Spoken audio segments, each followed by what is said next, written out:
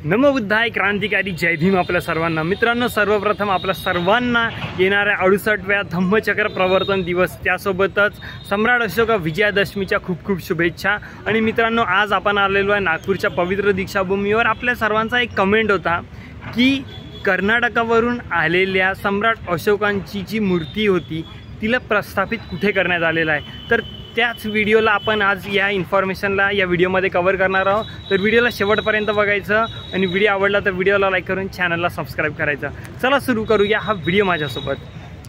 तर मित्रांनो, जसं की तुम्ही बघू शकता, नागपूरच्या पवित्र दीक्षाभूमीवर आपण आलेलो आहे आणि इथे संपूर्ण पंचशीलचे ध्वज वगैरे लागलेले आहे। आणि आता इथे पूर्ण जर जागा बघितली तर तुम्हाला माहिती आहे 1 जुलैला इथे आंदोलन झालं होतं। त्याच्यानंतर इथे खूप जास्त तोडफोड वगैरे झाली, भरपूर लोक आले होते, खूप जागा उद्ध्वस्त वगैरे झाली होती। पण मात्र इथे सम्राट अशोकांची मूर्ती इथे कुठे दिसत नाही आहे। हा पण स्टेज पूर्ण खाली आहे, तिथली पूर्ण जागा खाली आहे। इथे मग सम्राट अशोकांची मूर्ती गेली तर गेली कुठे? तिथे एक छोटं बुद्ध विहार आहे, तिथे पण नाही आहे, या हॉलमध्ये पण नाही आहे, इथे पिंपळांचं झाड आहे, बोधिवृक्ष ट्री याच्या खाली पण नाही आहे। मग प्रश्न येतो मित्रांनो की सम्राट अशोकांची मूर्ती गेली तर गेली कुठे? चला प्रश्नाचं उत्तर घेऊया, व्हिडिओमध्ये शेवटपर्यंत बघत राहा। तर मित्रांनो, आपण बघू शकतो की सम्राट अशोकांची मूर्ती स्तूपाच्या आतमध्ये ठेवण्यात आलेली आहे आणि ही जशाच्या तशी आहे।